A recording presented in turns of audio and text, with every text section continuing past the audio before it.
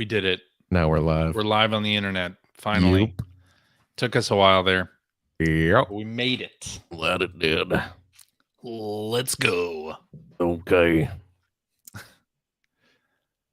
Hello and welcome to episode number 877 of the Player One podcast for Tuesday, September 12th, 2023. I am your host, Chris Johnston, and with me as always from Canada is Mr. Greg Seward. Hi, I'm really here. He can be heard but not seen. Yep. That's right. Today. Yeah, computer technical difficulties. One of them things. Although what's and I'm also nice, joined... if you're watching the video, you see CJ's lovely face. You see my adorable face. No Greg, but you can see his little G spot right there. Oh no! Now you can't. Oh, there we go. Now you can. Now you just see a camera. Please run the camera hub to use Elgato virtual camera. Why are you using a virtual camera? I don't know. I'm just switching stuff around. And he's got the text also appears backwards in case you see it in your rear view mirror. Mm-hmm. That's excellent. Like an ambulance. And joining me from the great state of Washington, Mr. Phil Theobald. That's me, baby. Hi. Hello. How you doing? Me? Yeah. You. Oh, I'm fine. How are you? I'm good. You got that Godzilla t-shirt going on? That's right. Let me ask you a question. Did you see that trailer for the Monarch show that's going to be on Apple the TV Mighty Plus? Monarch. You mean the Venture Brothers movie, which came out a couple weeks ago? No, that's not what I meant. No. I did see that. Yes, I did see the trailer for the upcoming Legacy of Monsters. Yes, set in the legendary Monsterverse. Yeah. Yes, starring Kurt Russell. Yeah. John Goodman. Mm-hmm. Although I wonder how. I'm assuming John Goodman's not in it much. I would assume as well, because he was in the King Kong movie, which was set in the 70s. So I'm assuming you just see him in some flashbacks. Oh, so okay. I see. But yes, I'm very excited. It looks like it's going to be fun coming out in November. We got that. We got the new Godzilla -1 movie. Mm-hmm. The Japanese movie, which is coming to theaters here in December. Okay. Coming to theaters worldwide in December, which is great. Oh. So. Nice. And Netflix just put up their CG Gamera series. I did not know that existed. There's an anime series, a CG anime series of Gamera that just went up last week on Netflix. Awesome. So I should check that out then. I'm eating good lately. Yeah. Forget about that writer's strike. We're still getting good TV. We're getting the last remnants. The last remnants of it. Of stuff that was taken care of before the writer's strike. So enjoy what we got. Yep. Yeah. Take it all in. Hopefully that'll be over soon and the studios will, pay their people. But that would be nice, wouldn't it? That would be nice. That would be real nice. Maybe that'll happen. Yeah. Once you go back to Russia, see, how about that? What? You commie. Wow. This guy doesn't show his face. Suddenly he's all I know. I'm in full on graver suddenly. I'm in full on anonymous internet commenter. The big bubble that says Greg right on your screen. Yeah. Doesn't lend itself to the anonymity as you might think it does. It does not. It says Greg right there as well. Greg's camera is going to pop back on. He's going to have one of those Guy Fawkes masks on. That's right. Well, should we talk about some video game stuff? If you'd like. I mean, we've talked about Godzilla for 2 minutes. Way more time than we should have. Not as much time as is necessary for my tastes. True. Well, then let's talk about E3 because Is that a thing? It's still dead.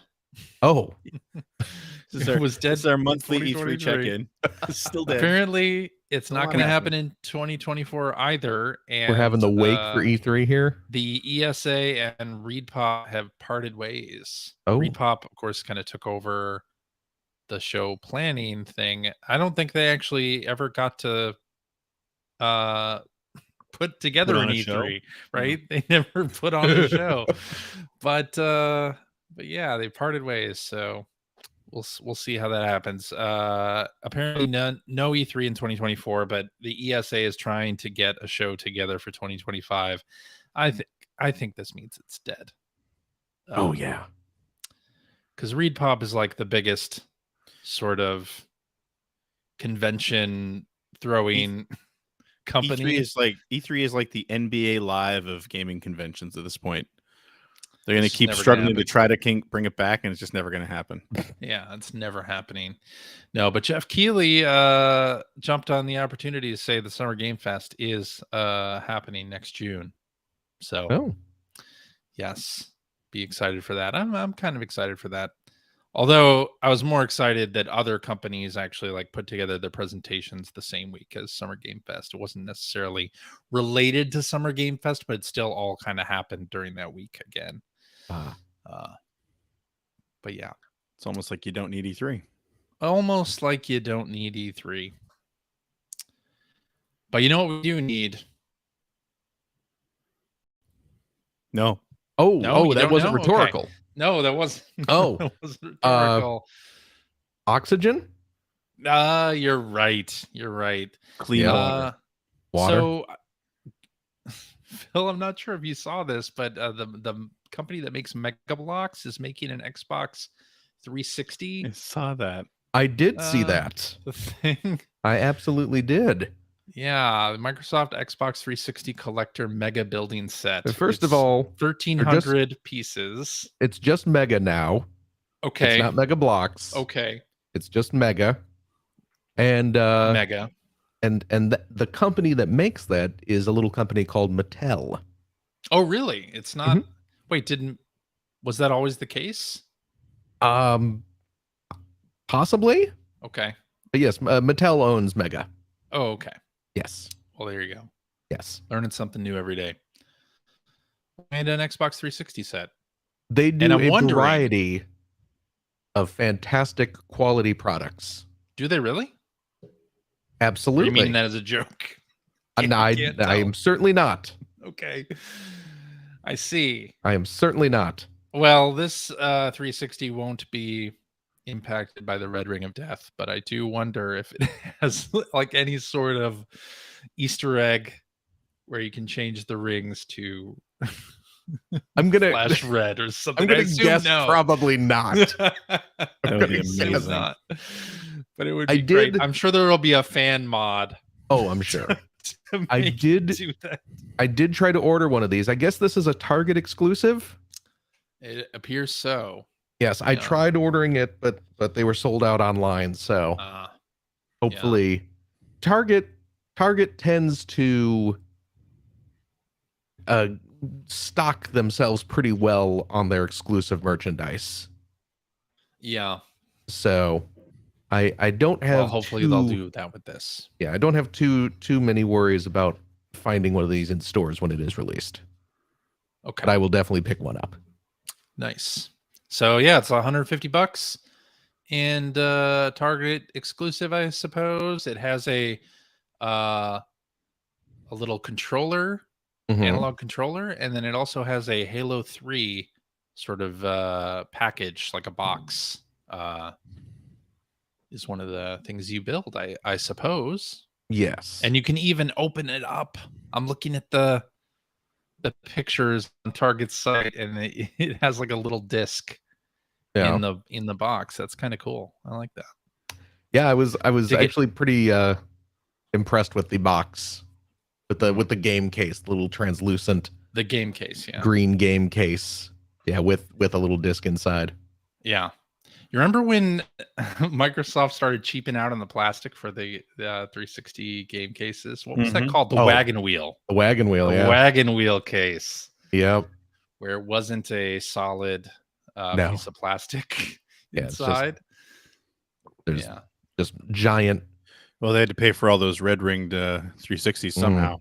There you go. Oh, true. Find some savings Yeah. elsewhere. I suppose that's true.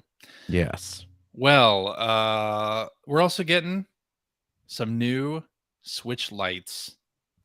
Amidst the rumors of the new Switch being shown to people at Gamescom, like the we old have for the old like GBA, like a worm light. That's the first thing I thought of too. Nintendo Switch Lite. Have you heard of it? The Switch Lite, LITE. It's got the little kind of curly Q cable, the bulb over the screen. Oh, that is the worm light. Yeah, no, that was great. That is the worm light. It was very helpful.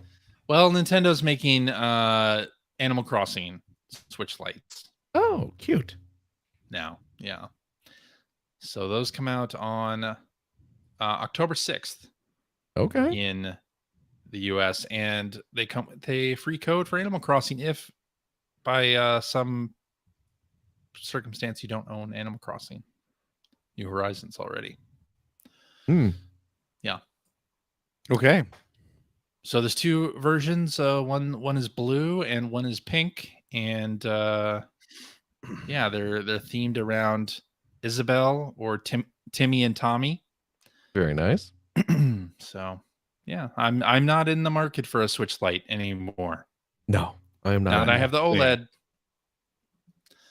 Yeah, they're not going to make an OLED Switch Lite, and I'm not in the market for that. I do hope that the rumors of the next Switch are true, and we're getting that sooner rather than later, because that'd be nice. Right? And I hope it has an OLED screen, because I don't want to do the step backwards. Now that I've experienced OLED, I don't want to go back to LCD. I'm perfectly fine staying with LCD.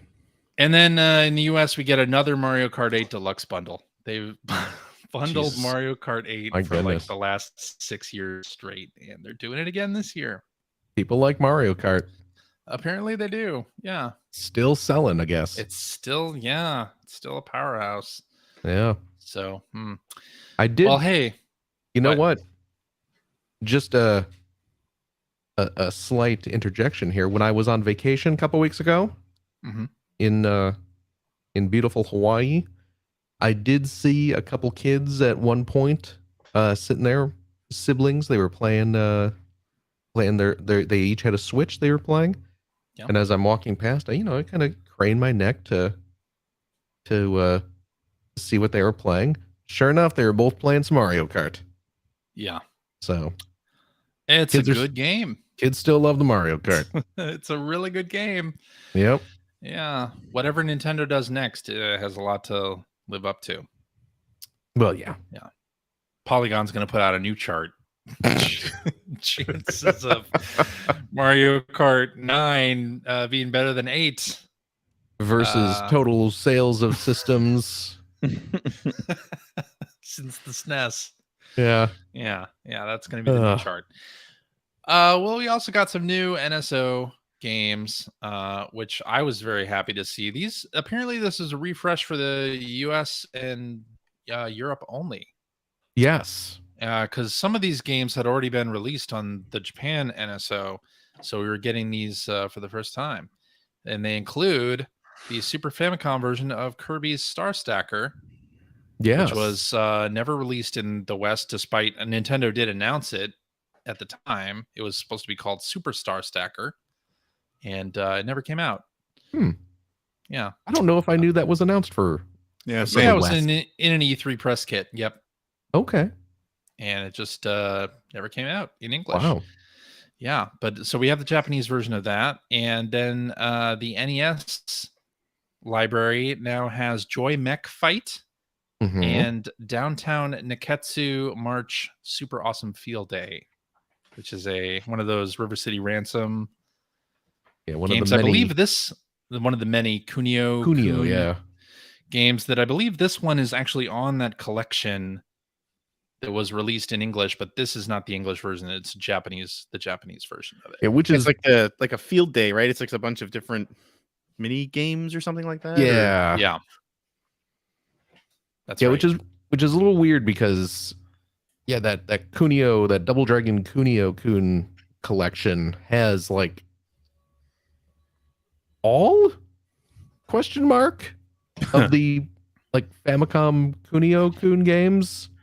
I that think have- so, but I don't know for sure. In English. And they're all translated into English for the Yeah. first time, but we're still getting these Not this one. Yeah. untranslated versions on NSO, which I mean, I Yeah. get why Strange. they're not putting, you know, the copies of the game from the collection on the NSO service, but it's still a little weird. A little bit, but even weirder perhaps is the Game Boy Color got the movie tie-in game for Quest for Camelot. Remember Quest for Camelot? Right? I couldn't believe it when I saw that. I was like, what? What? How why? did that happen? What's going on? How did this happen? Ugh. But okay. A That was long great. forgotten Warner Brothers movie. Yeah, from- that's the thing. Yeah. Does anyone even remember the movie? No, of course not. because it wasn't. Yeah. I don't think it did very well. It could wasn't. be wrong, but It certainly did not have the cultural impact of, that's too No. funny. say, any Disney movie from that time. Or Right. so So yeah.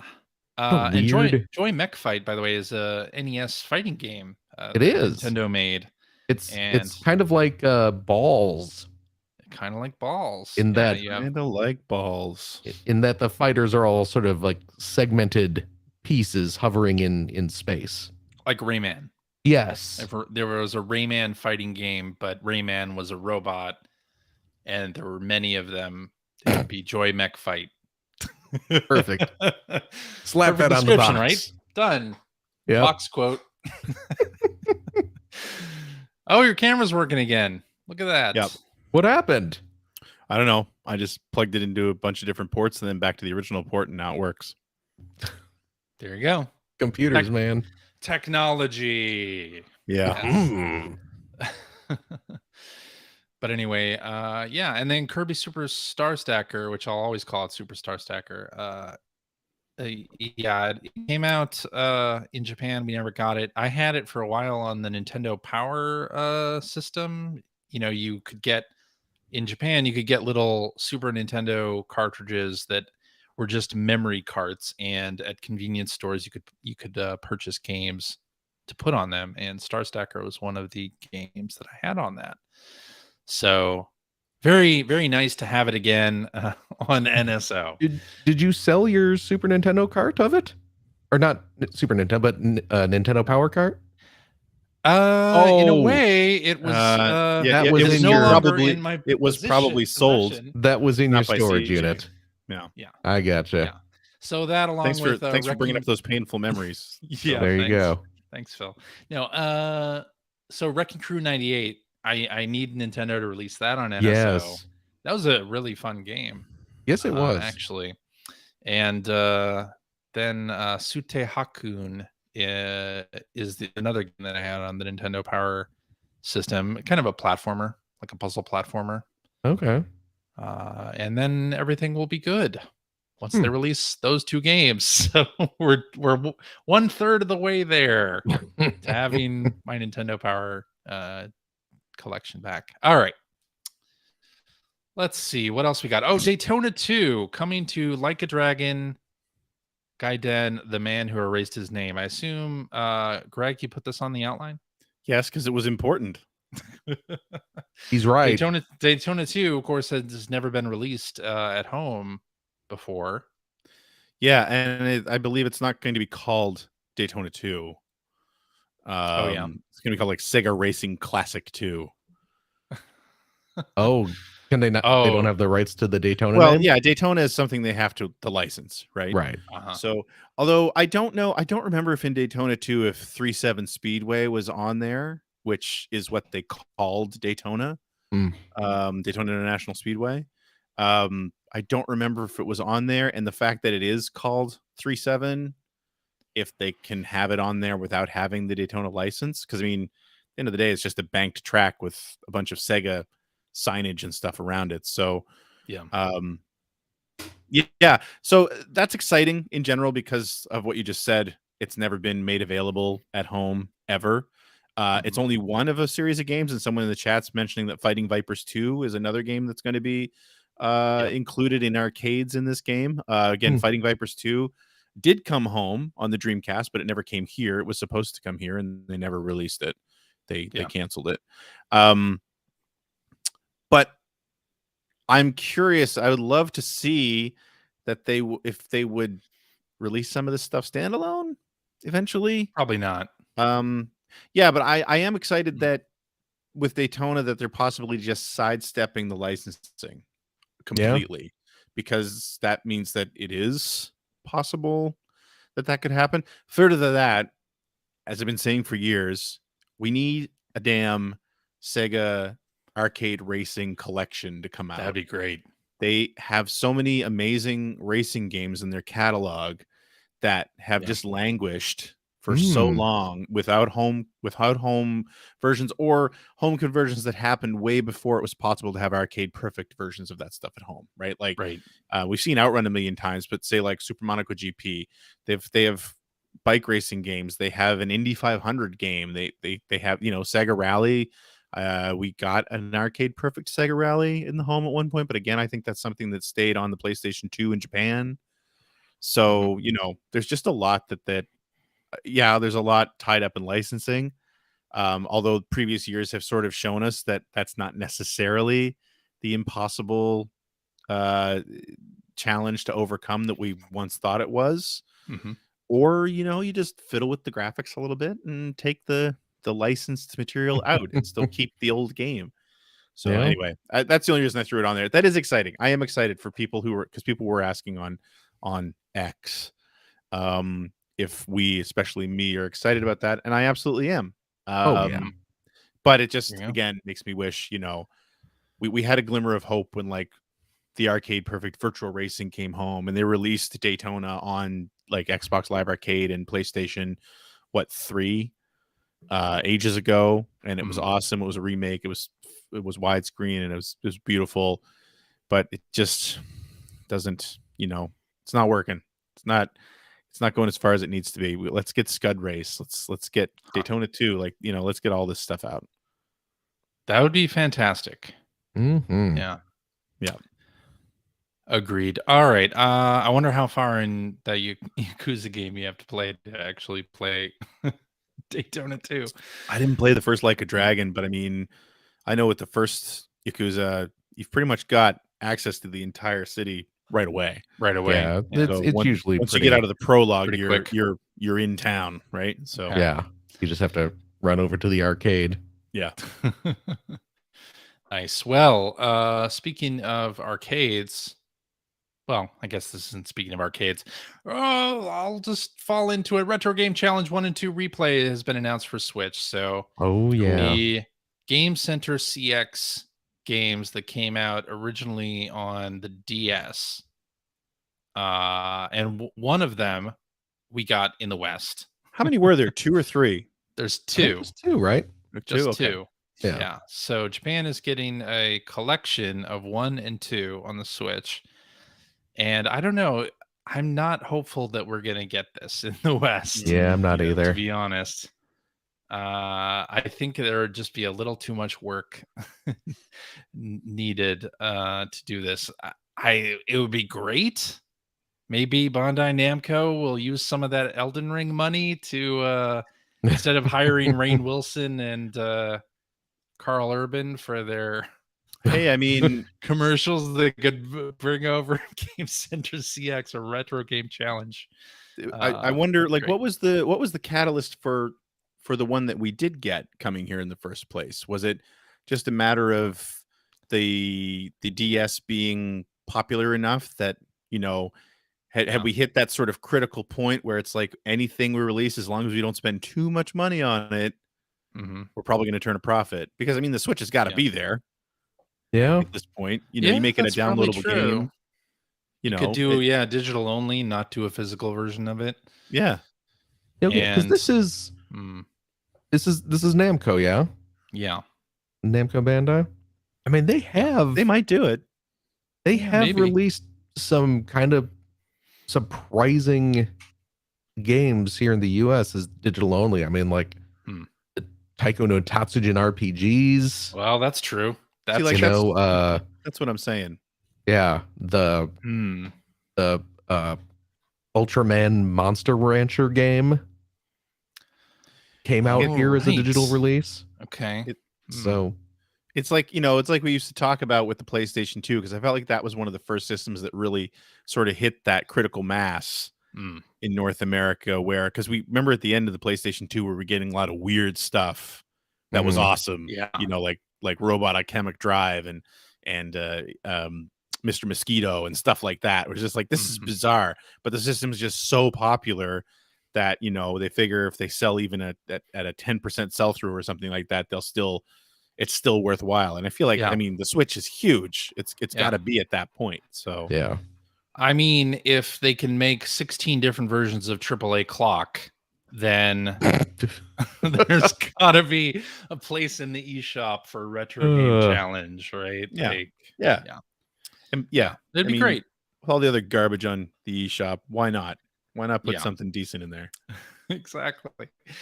Although, so with the original retro game challenge release, they really did a bang up job localizing that, and they even like mimicked some of the game magazines of the time, if you remember, like I do, using sort of parodies of EGM and the editors of that magazine. I think even John Riccardi is pictured in the game, maybe Dan Shu as well.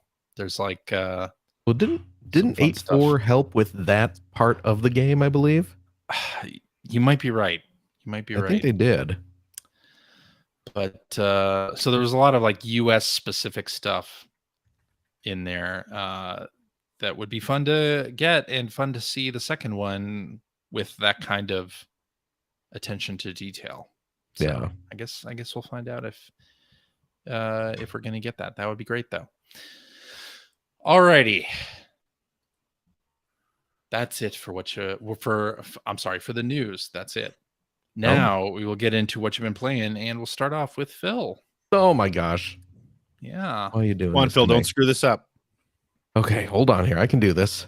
How much Starfield have you been playing this week? A lot, right? 0. None. 0. Next week, Phil comes up on charges for embezzling show funds. That's right. Here you go. I bought 100 copies of Starfield, and I'm selling them on the black market. That's right. No, I have not. You've not gone back. I've not gone back. I'm sorry. I'm sorry, CJ. I know you're enjoying it. I am enjoying it. Yeah. Greg, I noticed Starfield's not on your list either. That game's garbage. Wow. Whoa. Harsh I'm not words. going to go that far. I'm just saying what Phil and I are thinking. My goodness. I was going to say your camera's on now. You're not an anonymous this is KSO commenter. 0514 in our chat. And it's true. Starfield minus Starfield. And it's true. Yeah. No, I haven't been playing. Eventually you plan to have space. Oh boy. Your space exploration game. Oh boy. Hello? Yeah. No, I haven't been playing Starfield, I'm afraid. I have, you know what? Someone I saw in our chat earlier, I'm not going to scroll all the way up to see who it was, but someone mentioned the Turtles DLC, the Shredder's Revenge DLC, which I did pick up, and I played a very little bit. I've not played enough to really get into the meat of things, but I just played a little bit, tried out the new characters. You got Karai, who is Shredder's daughter, and Usagi Yojimbo, the bunny samurai. And they're both pretty cool. And I messed around a bit with the survival mode, which is very, very difficult.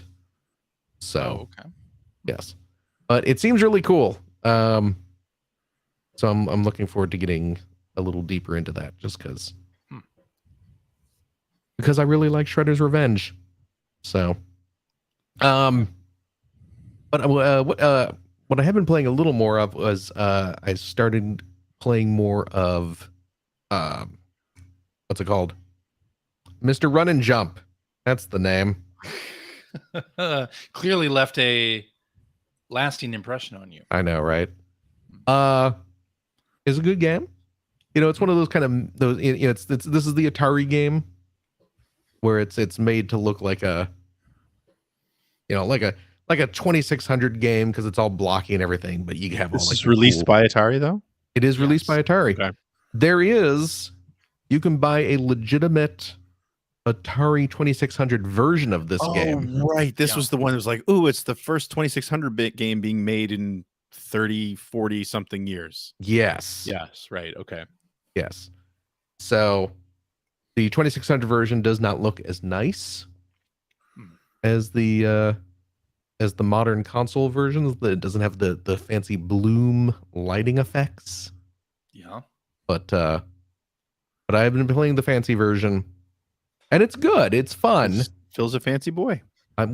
We've always known that. Mm-hmm. But yeah, it's very much molded from that Meat Boy mold.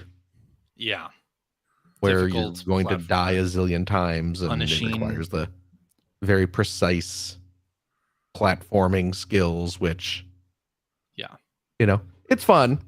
I don't know how long I'm going to stick with it, but I'm enjoying it well enough. I liked the demo, and that was enough of that game for me. Yeah, it kind of, because I knew that it would get difficult quick, like, and it does. It just seemed like that was the way it was going. So it definitely does. Yeah. And then like it seems that the levels kind of because there's you're in a world and there's a certain number of levels per world, and it seems like the final, at least this is the way it was with the first world, the final level is you have this void, this kind of black void coming over from the side of the screen that you have to it's like forcing you to keep running. Yeah. Which I hate that crap. Yeah. But I did get past it, but it's just like, I don't know. It might irritate me enough where I eventually bounce off of it. Okay. But you know what I've been playing and having a much better time with? Starfield? The game's garbage. No, not Starfield. Certainly not. Yeah. I imported a game for the Nintendo Switch. And I am referring, of course, to Ys Memoir, the Oath in Felghana. So this is a Switch port, a modern day Switch port of the classic Ys game Oath in Felghana, which was originally released in 2005, and it is a modern day version of Ys 3 Wanderers from Ys. I was going to say this was a remake of one of the old games, right? Yes. Yeah. So this is a remake of the remake, right, of Ys 3. Do you feel old? I mean, I always feel old. Come on, I can hardly move my body. So I was just sort of as an aside here about that, because I was at the hockey rink today, because of course. Yeah. And I was talking with one of the other dads, and we were sort of got on the topic of video games because he saw that I've been posting stuff about our Gran Turismo 7 League. Oh, yeah. So we just sort of got onto that and about playing online and all that sort of thing. He was like, yeah, man, I used to be like, I was really good at Modern Warfare 2. And we kind of looked at each other and he said, the old Modern Warfare 2. Like, man, doesn't it make you feel old that the sequels to things now are just the name of the old thing? Yeah. You're so old that you remember when that was new. Anyway, exactly. Sorry. But yeah, so I've been replaying Oath in. First of all, Oath in Felghana is still one of the best games in the Ys series. So that's interesting to me because Ys 3. Was that well received when it came out? Because it didn't seem very good to me. Yeah, that one. I mean, I can't say what the popular consensus of the day was. But nowadays it's not looked upon very fondly. no, Mm. and it was it broke the formula Right. from 1 and 2 Poorly. Yeah, because instead of being the kind of top down, bump battle game or whatever, they switched to a side view. So they changed the perspective, and I think probably people didn't like that as much. It became a side-scrolling action game, but it wasn't a good side-scrolling action game. Right. I think Jeremy Parrish actually covered it recently in his Metroidvania series, and he did a pretty decent breakdown of it. It was just like, you kind of see what they're trying to do here, Right. trying to make it more contemporary with what was happening around them, and they just screwed it up. Right. But Felghana's good, right? But yes, Oath and Felghana is great. It was released on PC. They did a PSP port back in the day. And it's really, if you like these games, if you like action RPGs, it is a fantastic game. So it's a good excuse for me to play it again, which I am delighted about. Unfortunately, it is not in English. That's too bad. Yeah, which, is not a deal breaker with this game. It's ease. It's not, rocket science. But and since this is a remake of a remake, you can look up in an English FAQ what you're supposed is to also do true. next. Yes. Right. Or I wonder because didn't they announce Ease 10? Yes. Recently. So was going and playing this inspired by that, or was this just a happy sort of coincidence that this came out and you're playing it? Just a coincidence. Okay. Yeah. Just so this is a this recent release. This just came out in Japan, or this came out in Japan earlier this year. Okay. Came out like sometime in the spring, I believe. But I had held off on buying it, and then finally just was, bored the other day and was like, I should probably pick up this Ease game before it gets difficult to find. Gotcha. Because, as much as Ease games do tend to come out in the West these days, there's a solid chance this one is not going to get a US release, just because presumably rights issues. Because when Oath and Felghana came out in the US back in the day, it was released by Xseed. Right. And they did the translation. And nowadays, NIS has the rights to US releases of the Ease games. And Victor Ireland won't let them have the old translation? Exactly. So I would imagine if NIS wanted to re-release this game, they would have to either completely retranslate it or pay Xseed an exceedingly high fee, X dollars to get their and a port of a how many year old game is probably not almost 20-year-old game at this point. Yeah. Might not be worth it for them, so I figured I'd just the import version. And you know what, if through some miracle happenstance we do get a US version, well, I'll just end up buying that as well. There you go. Yeah. But that's mainly what I've been playing this week. You know what, though? I haven't just been playing games this week. I've been living them. That's not true. I didn't expect. I've been reading about them. Oh, reading. I've been reading like in a book. Huh. Like in an old-fashioned book. Well, it's not an old-fashioned book because it's an e-book. So it's like a futuristic book. But I've been reading a book. I've been reading a book about Star Wars video games. Oh. This book is entitled X-Wings, Lightsabers, and Scorpion Vader, celebrating 40 years of Star Wars video games. Scorpion Vader's colon? Yeah, it's all about Yikes. what lies within the greatest villains The dark side of the force, as it in were. the Star Wars universe. I don't care what you smell. Get in there. Wow. You came in that thing. You're braver than I thought. Terrible. You know who wrote this book? Stephen I mean, Kent. you do. I do.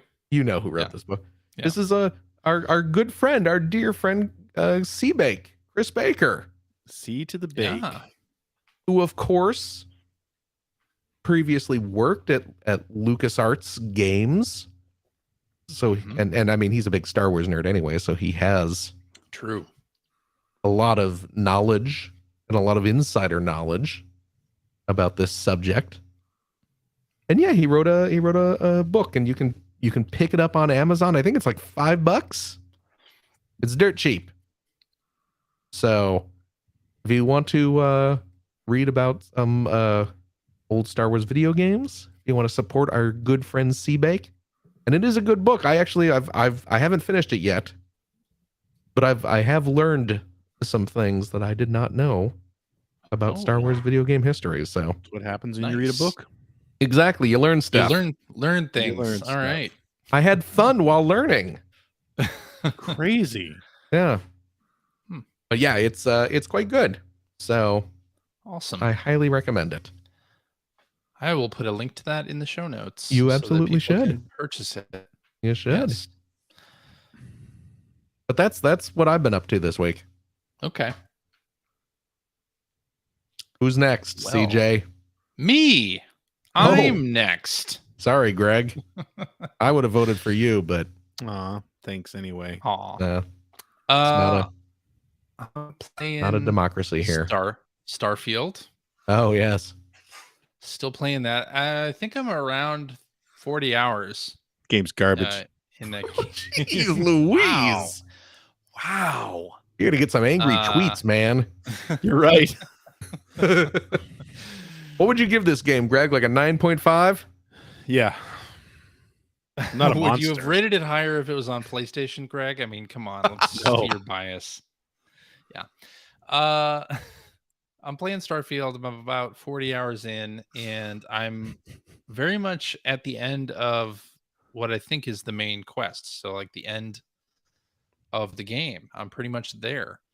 All I have to do is go to the last location, I think. and Really? and then that's I'm at the end game. Yeah. I've made some choices that will be reflected at the end. So How many hours have you put in? I just said 40.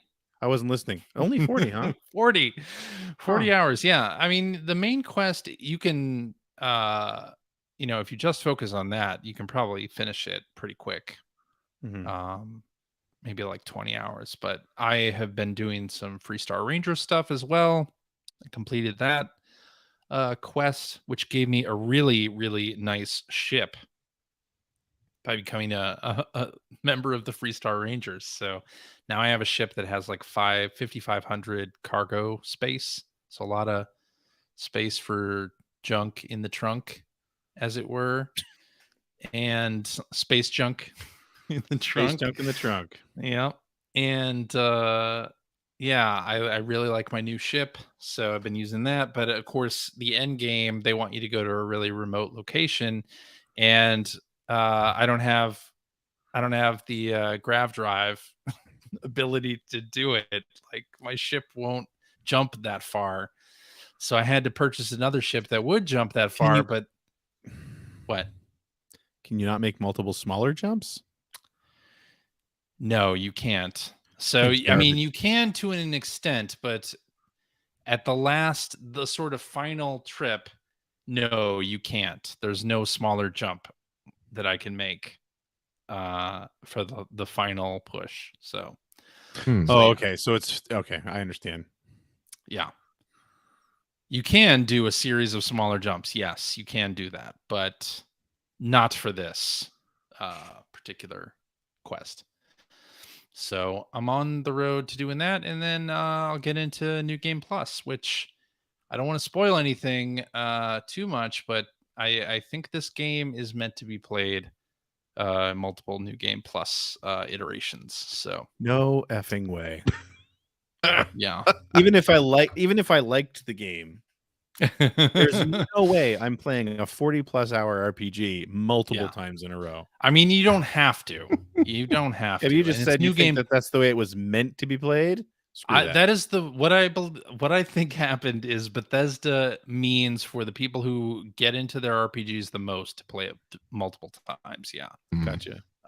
In New Game Plus. And you don't from what I have heard, you don't have to do everything over again in New Game Plus. You can do what you want. So like if for instance in my first playthrough here I did the Freestar Rangers stuff and didn't do the other factions, I could do the other faction stuff in my next playthrough and ignore the Freestar Rangers stuff. So yeah, or I could be more of a pirate. I see what you're saying. When my first playthrough, I've been trying to be good and not like steal stuff and be on the good side of things. But I could easily one of these New Game Plus runs, I could do the opposite of that and be a pirate. So we'll see what happens when I get to that point. But I'm really liking the game, and yeah, I really like it. I've been playing it a lot. And I did download Skyrim. I have not started playing Skyrim yet.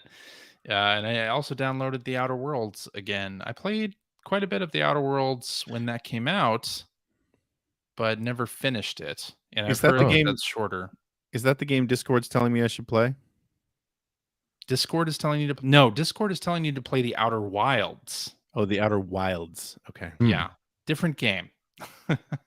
That game is on PS Plus, Outer Wilds, and right. I meant to check that out. It is a really interesting. I think you'll like it because you wanted space exploration, right? I did, like they were promising in Starfield. Well, you could play No Man's Sky and get plenty of that. I did, and I enjoyed the hour I played of it the other night more than the 4 hours I played of Starfield. Wow. Whoa. So anyway, yeah, been playing Starfield, and then to take an extreme left turn from that, I've been playing Fae Farm on the Nintendo Switch.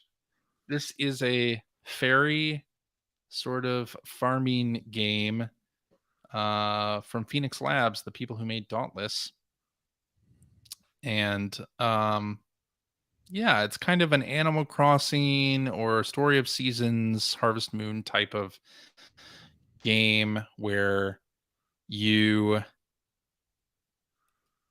story of it is you find a message in a bottle that says there's this land of promise and magic and all your dreams will come true if you come to this place. So the main character, you obviously get on a boat and go to this remote location where I think normally in fighting games there would be a fighting tournament, but no, this one they want you to start a new life and become a farmer in this magical land of Azoria is what it's the place is called. And so yeah, you start doing that. It's got some action elements, it's got farming elements, and it's got a really good core loop. And like in Animal Crossing or any farming game, it's like an NPC will require like 5 of this thing, so you need to build the thing that will craft those things and then make the thing to give to the NPC, and then the NPC will say, well, thank you very much for this, now can you get me 5 more of this other thing? And you'll be like, oh well, I guess just one more thing. I just gotta like get a handle on my my garden or my house, or I gotta dig up all my turnips or whatever it is in Animal Crossing. And you end up like blinking and then 6 hours have passed and you're like, what have I been doing with my life? So Fae Farm in that kind of vein, like does a really good job of sort of building on the quests that it gives you and giving you that feeling of, oh, just like one more thing. Like I can do one more thing, and suddenly you blink and it's been 6 hours and you've been playing it the whole time. So it does that stuff really, really well. The thing that it doesn't do well is there's really not a whole lot of story, and the characters that are in this location aren't really that interesting. They've forgotten that part of the game, I guess. And the even stranger thing is that all the NPCs in this world have sort of a shared pool of responses or like dialogue. So when you first land in on this island, they will thank you for helping them clear up these weeds that have been or these vines that have been attacking the island. And so for the first 3 hours of the game, you'll get the same dialogue from every single character thanking you for solving this problem. And it's just very odd. Like the game does not feel,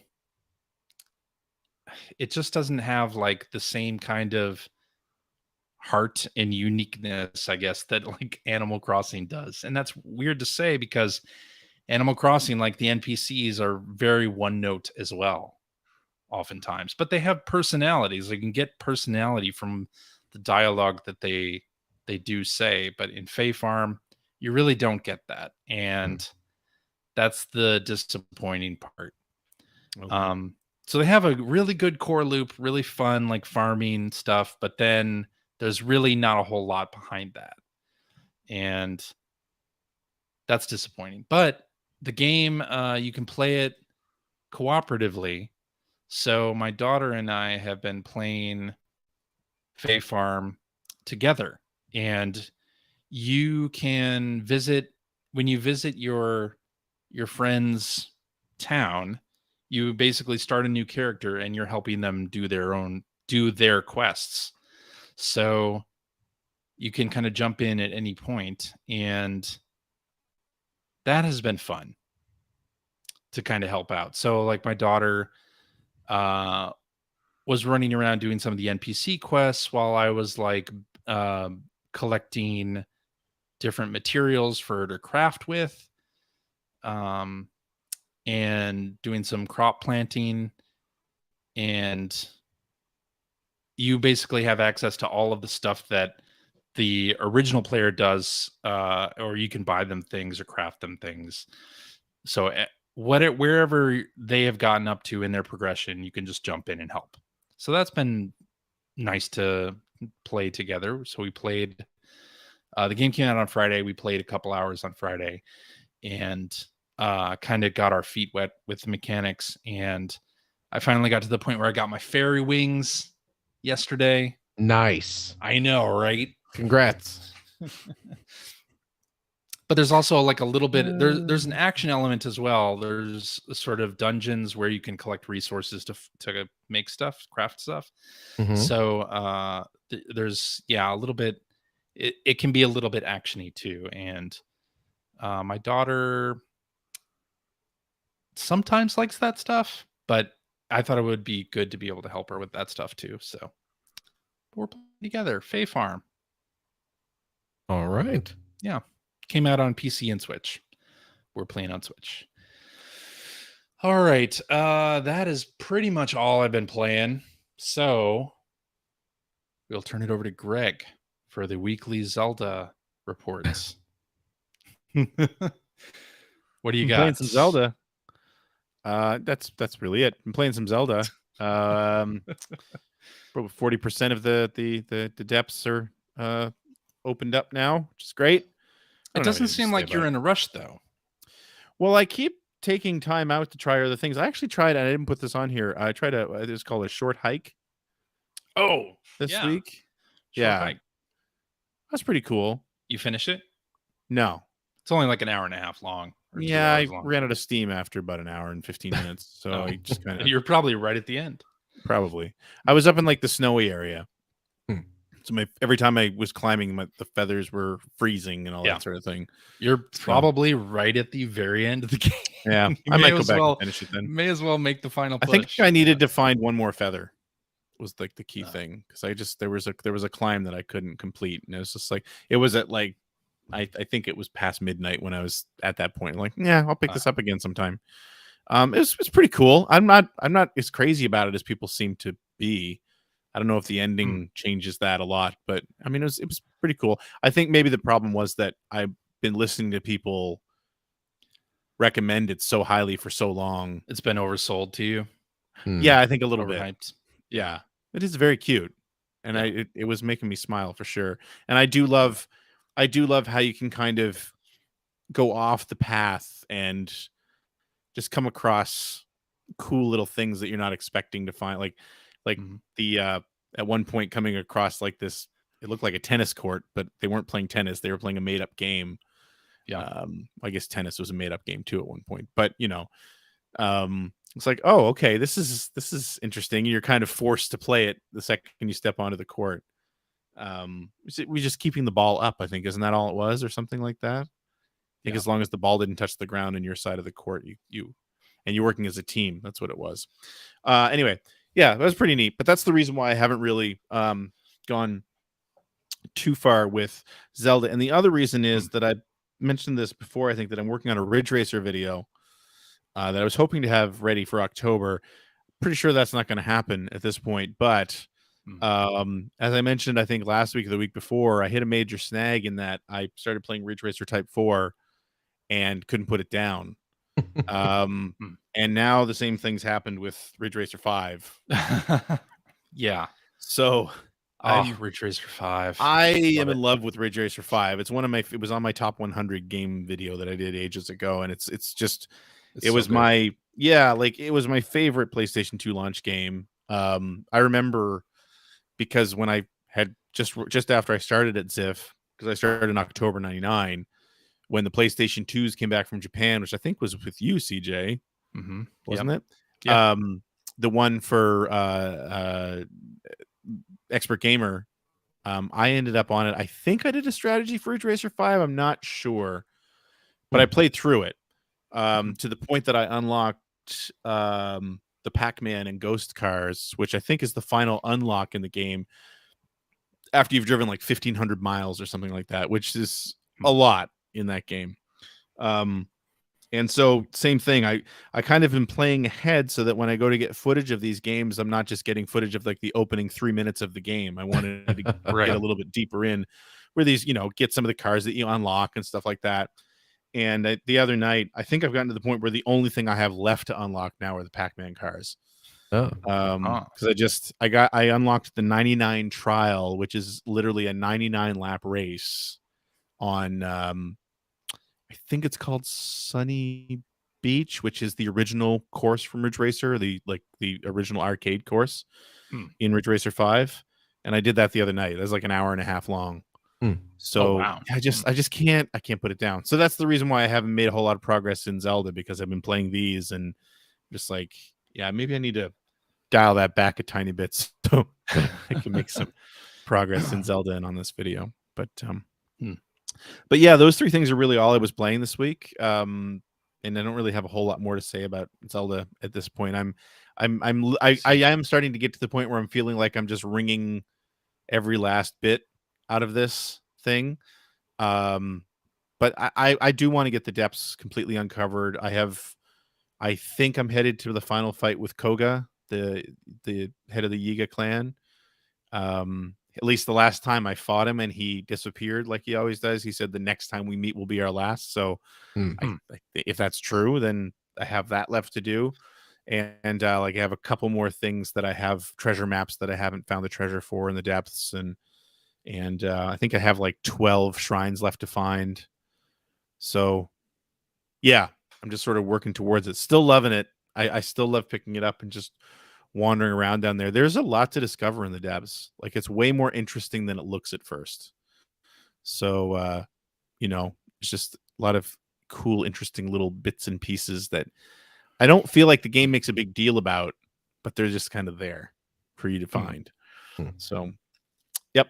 I might finish it in time for Spider-Man 2. I don't know. I'm starting to feel like I won't. But wow. Okay. We'll see. Yeah. I think, like I said before, I think when Spider-Man 2 comes out, I'll be compelled to push through to the end of this game. But right now, I don't want to. I want to just keep playing it. I see. And by the way, sorry, I don't think Starfield is garbage. I just it's fun to say. I don't like it. I don't like it. Yeah. But I don't think it's garbage. I see. Yeah. But I'll keep saying it because why not? Because the internet. Exactly. It's the internet. Yeah. Speaking of the internet, I guess that means it's time for posts. Tweedly deedly dee. Tweedly deedly dee. Tweet. Post. It's there's still tweets. I guess. Just call them tweets. Just got to throw in the word toot. Yeah. Well, we're gonna do a question from the chat. Oh, okay. Not even from X. Not even from X. This one comes from friend of the show, Luke Lore, Xbox Expansion Pass podcast. Luke asks, if you guys got a Starfield-sized game in terms of importance and felt you were going to give it a score lower than expected, would you run it by / discuss with your peers at EGM and outside of it? So, say maybe a long-awaited sequel to a beloved Super Nintendo RPG, like that kind of level of importance, or what about a new sequel? Or what about a game developed by a legendary video game studio that's one of that was doing a new game based off of storied Nintendo franchise? Yeah, like that level of something like that. That sort of importance. Yeah, I mean, I've been in that position before with Star Fox Adventures, where I didn't like the game and I wanted to give it a low score. I totally thought you were talking about Donkey Kong 64, but continue. No, I knew he was talking about Star Fox. I gave that one a high score. I forgot. You were the one. I was the high scorer on Donkey Kong 64. He was correct about Star Fox Adventures. Star Fox Adventures, I gave 4.5, I think. Yes. Which I think I might have been being generous to the game. Yes, you were. 4.5. Because 5 was supposed to be average, but I did find it below average. But going back to what the question was. Yes. Did I discuss it? Yeah. So what was the process there? Really, with whom? The process there, I discussed it with the reviews editor at the time. And actually, it was probably Mark. It was Mark. Yeah. Yeah. And discussed with Shu as well. And that, I had played this game and I didn't like it and I was going to give it a low score. And I had to justify it with them. And there was a point after all of the reviews had been written that we kind of got together and discussed it. But I did end up giving it a 4.5. Like the way it worked, and this is, I've said this before on the show, this is one of the things that I loved about working at EGM at the time I was there, at least. I don't know if it was always like this, or if it stayed like this, but you weren't ever pressured to give something a score. There was a level of, like CJ said, like you're playing the new Star Fox game. Yeah. Well, you might put a bit of pressure on yourself to, like if you're in a situation like he was, where it's like, I really don't like this. Yeah. Is there something wrong with me? Like, because it's Nintendo, it's Star Fox, it's rare. Well, and I was pretty highly anticipating this game. Like, I was looking forward to Star Fox Adventures, and then I played it and didn't like it. And for the most part, we weren't supposed to discuss our scores with each other. Like we had the multi-person review crew. I'm not saying that never happened, although I don't know how much it ever ended up affecting the scores in the end. But like what CJ was saying, I'd say a score that low for Star Fox, even if all 3 reviewers had done that, they probably would have been asked to support their scores no matter what, because it was such a high profile game. But in a situation, even with a game that wasn't that high profile, if 2 reviewers scored it one way and then one reviewer was the outlier, then they would be asked to defend their review. And that didn't necessarily mean that it ever changed. and they weren't necessarily pressured to change it unless it was usually Mark or Shu. Well, Mark, it would go through Mark first, unless you didn't convince Mark. Yeah, but he wasn't unreasonable either. I remember him having a big discussion with Shane Bettenhausen over, I think, Phantasy Star Online 3.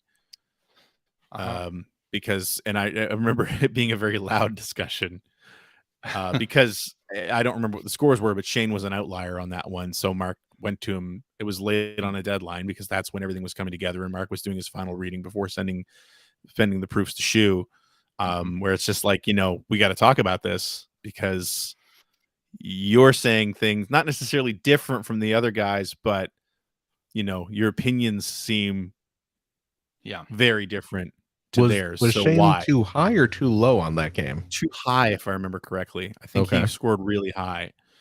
It happened, and and in that situation, I don't think the score changed because I think he successfully defended his opinions to Mark. I don't remember if I ever had to go through something like that. I know, CJ, you probably did with Star Fox, and yeah. So it was cool. It was one of the things I loved about working there, and the whole high profile thing. Obviously, a big element of that would also be advertising, and never, ever were we pressured to change scores based on advertisers. Although we were asked to sit in on meetings when they called to yell or complain about something. But that even happened pretty often. Even then, ads and editorial, ads had no say over editorial while I was there anyway. So yes, if you were all in the same room, that didn't matter, and Shu always had your back no matter what. So I mean, the thing about the current review discourse that I don't like is people saying that a review has to be objective always. That's such a bullshit term. I know. Reviews are inherently subjective because you are telling me your opinion of a game. Like, I don't want to read a review that is merely a bullet point list of the features, right? Like, I want to read what your opinion is. And I may not agree with your opinion on the game or a movie or a television show or music or whatever it is, but reading something where someone's opinion is expressed well, to me, it doesn't matter what the score is at the end. Like, there are people obviously who only care about the score. And to me, with the I can't believe you gave Starfield a 7, this game is not a 7. Like, that to me, smacks of this person thinks that a 7 is a C and didn't look at the GameSpot or whatever outlet you're looking at review scale and thinking of it in an entirely different way. Or some other game came out the same day and scored higher, but that game is only a 5-hour puzzle game or whatever it is. Like, you can't compare those things. Like, I hate that that's and it might be that people are reading that review scale wrong, because that situation you're talking about, I honestly feel like there's probably a lot more to it than that. And while hate mail and getting people lambasting you for review scores back in the day, it did happen.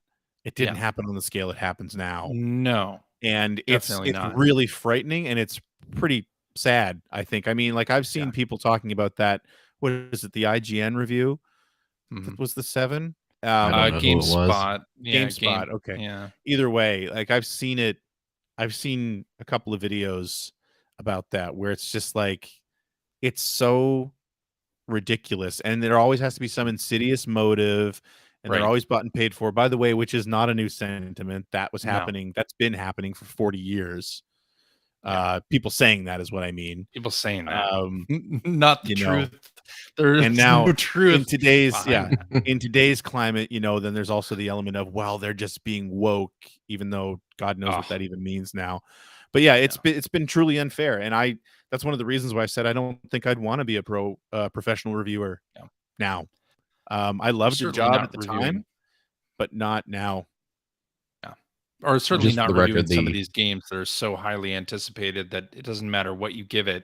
Exactly. You know, The someone's 7 gonna review be- was indeed IGN, by the way. Yeah, I thought so. IGN. I think GameSpot did that too, maybe, but no, maybe not. Oh, GameSpot, yeah, also a 7. Yeah. Yeah. Anyway, it's always been like that where people are, It's always been like that. people have a lot of situations, especially with a high profile game like this. They've already decided what the game's going to be. Yeah. And what score Before it they should play get. it. And if Well, you don't and give it that complaining score, it about- doesn't matter what your reasons were. Complaining about it before the game's even out and they've had a chance to play it themselves. Right. Like that's Yeah. the thing that's even more frustrating. It's like you don't know though, because you don't have the game in front of you. You're not You so also frustrating. you also never see people complaining about how reviews need to be objective when they It agree agrees with the with their- review. Yeah. Right. Yeah, exactly. You know, when someone gives Starfield a 10, no one's like, "Oh, well, these reviews need to be more objective." Yeah. Mm, Right. Yeah. Yeah. Well, anyway, let's do this one from listener Tyrell, who says, after completing all the shrines and light routes in more than 300 hours, finished Tears of the Kingdom and have a new all-time favorite game. What is your latest all-time favorite, and what was the previous favorite? Mine was Dishonored 2. Okay, your all-time favorite game. I mean, all-time favorite? How often does it change? Like My all-time favorite game is Mega Man 2. and That has do not you see changed that since the changing? release of Mega Man 2. What was your previous Right. all-time favorite, though? Mega Man Before 1. that. Was it No, really? that's probably not true. I was going to say, Uh, I'm not sure I believe that, but But I mean, it's a tall order for a game to topple Mega Man 2 in my Yeah. favorite game of all time. But if we sort of broaden that definition to sort of just include games maybe that made my top 5 or something like yeah, that. like how often does a new game enter your top 5 of all time? Not terribly frequently, but Yeah. I think the most recent one would have been maybe Rogue Legacy 2. yeah, I could see that. Next to Rogue Legacy. Your boy loves the Rogue Legacy. Your top And 5 it toppled is Rogue Legacy. 3 Mega Man games and 2 Rogue Legacy games. Phil likes what he likes. Maybe we can cram Dead Cells in there. Oh, there we go. Because yeah. I mean it does feel a little weird because Rogue Legacy was certainly up there. But Rogue Legacy 2 is just Rogue Legacy but better. Yeah. So it feels kind of weird counting those as separate entries, even though technically, yeah. But Dead Cells is also up there. Because your boy loves the Dead Cells. But yeah. I think it's tough to say all-time favorite and that it keeps shifting because I feel like that the term even requires a level of hindsight. You can't. It's hard to say. Like I would say, based on the fact that I am still playing Zelda for 200 hours at this point, that definitely enters into the conversation. But I mean, it's way too close to it right now to say this is an all-time favorite. It's definitely up there. I mean, it has to be. Because I'm compelled to play it for so much longer than I normally like to play a game. But I mean, if you ask me my all-time favorite, I'll always say Streets of Rage 2. Yeah. But there's such different experiences that it doesn't matter. And it also has everything to do with sort of where you were in your life and what memories.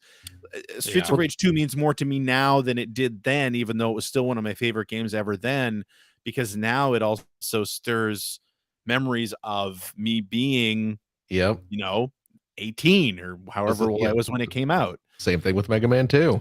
Right. And I've similar feeling with Mega Man 3, actually, more than 2. 2 to me reminds me of when I was 12 when I discovered the Mega Man series because of Nintendo Power, but there's a whole bunch of memories wrapped up around Mega Man 2. Mega Man 3 reminds me of the fact that I always equate Mega Man 3 with Teenage Mutant Ninja Turtles 2 because I got them both on the same day from mail order, which was, I still say, one of the greatest mail calls of all time. Because, oh my God, right?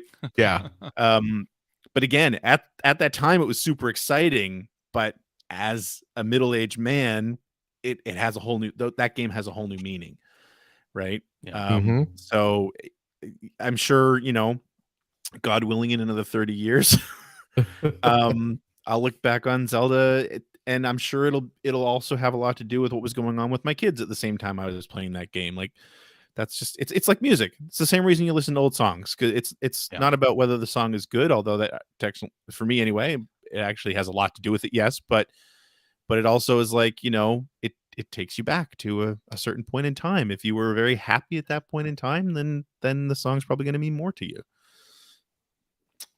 Yeah, I think that's true. And yeah, I think expanding it to like a top 5 or even a top 10 all-time favorites, like a lot of that stuff is so old for me. It's like Super Mario Brothers 3, Yeah. Super Mario Brothers 2, Super Metroid, Ocarina of Time, like those games, and how often one from the modern era comes into it.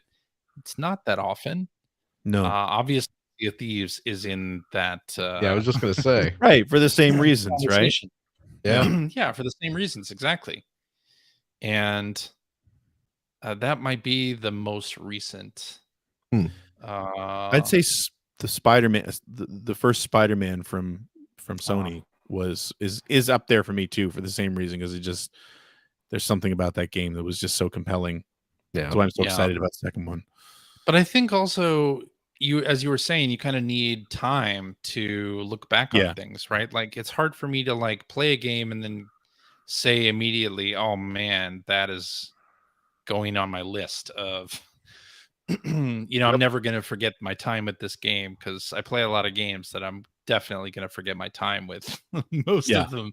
So, yeah, but all Yep. right. Let's do this one from our good friend Bill Mudron, who says, "This time of the year reminds me, did you guys ever go out of your way to watch those weird primetime previews of that year's new crop of Saturday morning cartoons?" Oh. Are Yeah. you kidding? Absolutely, I Of did. course. Do younger people today know No, anything Well, about that? I don't think Saturday so. morning cartoons hasn't been a thing in Yeah, probably that's fair. 30 years. 25 years at this point. But yeah, like Yeah. networks used to do preview shows because they do it for their Fall their lineup, evening too. programming, their fall lineup. I They would. remember, I don't remember what year it was, but the year that Tim Allen's show was coming on, they had him host that preview Oh, as yeah. the Tim Taylor character.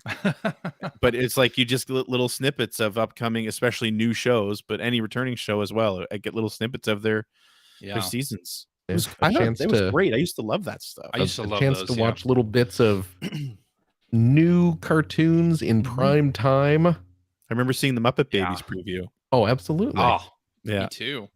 I used to get Man. super excited about that stuff. Even for the fall season, I used to be like, yes, like the new shows are finally coming to TV. God, I'd almost forgotten those were a thing. Man, oh man. Although now yes. I like this sort of new style where television shows can start whenever. It doesn't have to be the fall, and they're only Do you still like watch 10 television? Some of them. I don't watch broadcast TV. No. No. We haven't had like a broadcast TV signal in the house for at least 10 years, maybe more. I think we've lost something there. Yeah. I really do. As much as don't get me wrong, I love having my TV on demand. Yeah. Like I love being able to watch at my convenience as opposed to, Yeah. But we've really lost the whole like going to work the next morning and talking about last night's episode of Seinfeld or That's true. or The Simpsons on Sunday night. Or Well, instead you do that gathering as a on the group to internet, do that. on the Discord server dedicated to the show that you like, or within a Reddit not the community, same. or it's not the It's not the same. same. No, but it is that same kind of thing. Like I remember hanging out with my roommates to watch The Simpsons every week. Yeah. You know, Yeah. it's not the same as it was then, and it's kind of a shame. Again, I love being able to watch TV at my convenience. Yeah. Don't get me wrong, but it's not. You know, it was cool to watch. It was cool to have a shared experience at the same time, and yeah. But now you can watch a show like Silo on Apple TV, and there's a podcast that analyzes each That episode of it, sounds and you can excruciating. download that. Silo, by the way, great show. You should watch it. I've heard that. Yeah. I have not seen it. Yeah. You know what else Anyway. came out? Sorry, speaking of great shows, you know what else finally came out? The first two What's that? episodes. RoboDoc.